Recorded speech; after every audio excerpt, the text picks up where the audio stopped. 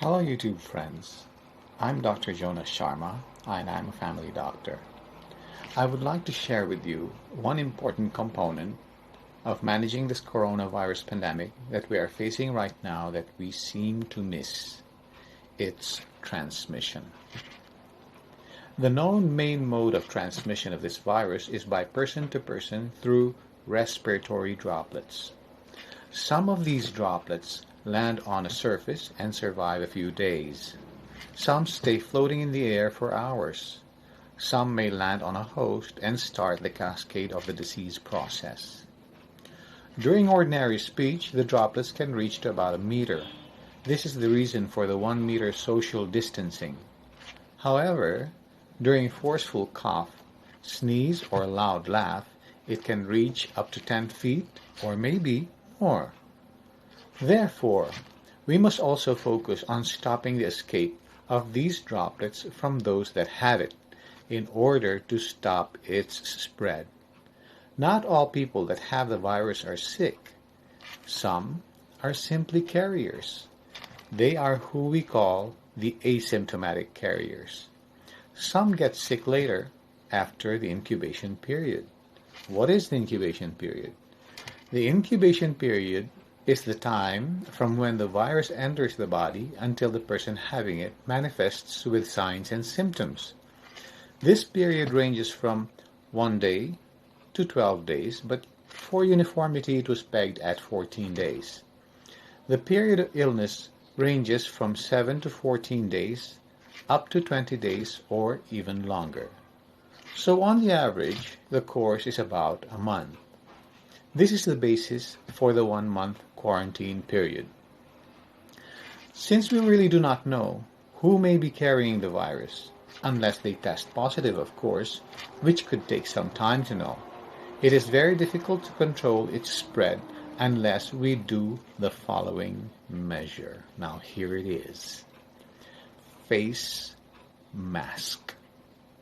We all must wear face masks until the quarantine period is over. This is not to protect oneself from getting the virus, but rather from its escape from the person that has it. Commercial masks are now very hard to find, but you can wear any mask. Mask made from clothes, towels, or hankies, or anything that can hold the droplets from getting out. Now, where do you think Prince Charles or the others got the virus from? I am 99% sure it's from someone who had the virus but did not wear a mask and let out his droplets and his virus. The virus can only survive in a host person. After it takes its course within, it's over, unless it gets into another host person. This cycle will never end until all persons on earth will have been infected. Some will survive, some will die, but we don't know who will survive and who will die. But how would you know who has the virus? This is next to impossible. We must assume that everyone is infected. If everyone in the whole world wore a mask for 6 weeks, the following would be the effect. 1.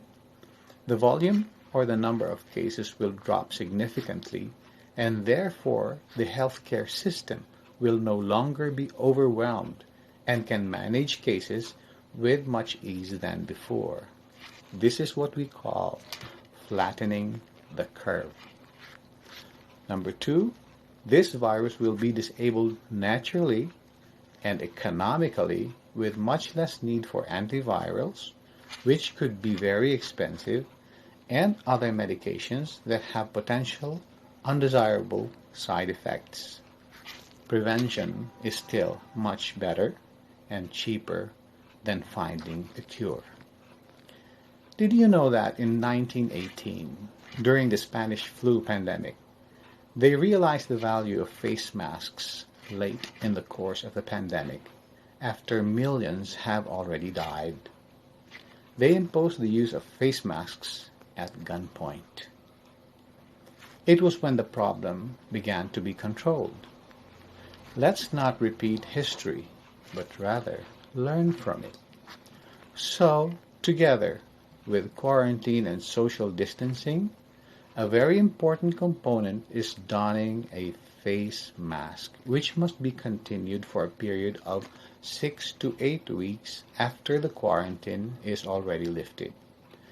This way, we avoid an economic and probably a health collapse. Until today, I still see on TV persons, politicians in session, the public in other places not wearing masks. And it is also where cases are highest in number. So I plead to the whole world to help control and bring down this pandemic by simply wearing your masks. Thank you and good day.